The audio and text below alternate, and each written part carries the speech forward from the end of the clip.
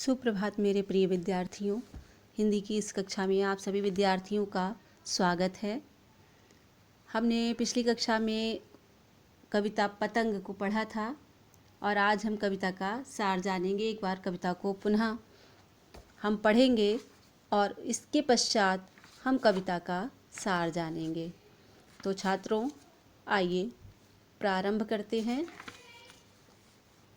सबसे तेज बौछारें गईं, भादों गया, सबेरा हुआ खरगोश की आंखों जैसा लाल सबेरा।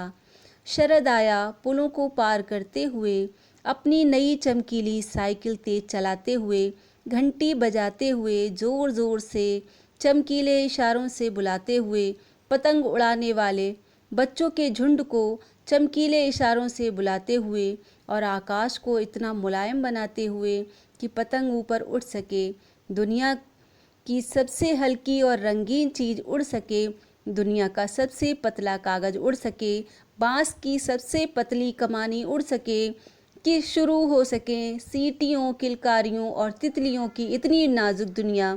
जन्म से ही वे अपने साथ लाते हैं कपास।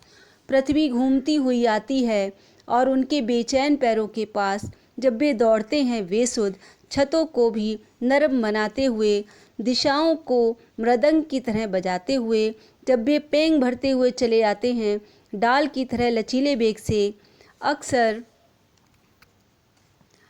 छतों के खतरनाक किनारों तक उस समय गिरने से बचाता है उन्हें सिर्फ उनके ही रोमांचित शरीर का संगीत।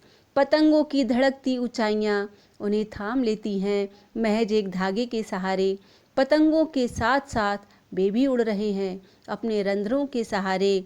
अगर वे कभी गिरते हैं छतों के खतरनाक किनारों से और बच जाते हैं तो और भी निडर होकर सुनहले सूरज के सामने आते हैं। पृथ्वी और भी तेज घूमती हुई आती है उनके बेचैन पैरों के पास। आइए अब कविता का सार जानते हैं। पतंग कविता में शरद ऋतु की चमक और बाल मन की उमंग का सुंदर चित्रण हुआ है। भादों के धारासार बरसते मौसम के बाद शरद ऋतु आई। प्रकृति में चमकीली धूप और उमंग छा गई। बच्चे पतंग उड़ाने चले। मौसम साफ हो गया, आकाश मुलायम हो गया, पतंगे उड़ने लगीं।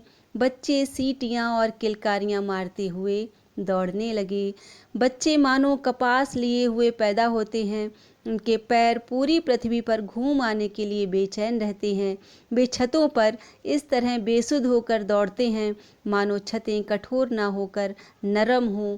वे डाल की तरह पेंग भरते हुए चलते हैं। उनकी गति पाकर दिशाएं मृदंग की भांति बजने लगती हैं। खेलते हुए उनका शरीर इतना रोमांचित हो उठता है कि वही रोमांच उन्हें गिरने से भी बचाता है। मानो पतंगों की ऊंचाइयां उन्हें गिरने से रोक लेती हैं। बच्चे मानो पतंगों के साथ ही उड़ते हैं। कभी कभी वे छतों के खतरनाक किनारों से गिर जाते हैं, तब उनका साहस और आत्मविश्वास और भी अधिक बढ़ जाता है। तो छात्रों, इस पद्यांश में मतलब जो कविता है उसमें कविता का जो कवि है वो हैं आलोक धनवा जी और कविता का नाम है पतंग। इसमें शरद ऋतु की जो छटा है उसका वर्णन किया गया है। तो छात्रों, ये तो था पतंग कविता का सार और आज के लिए इतना ही छात्रों। धन्यवाद।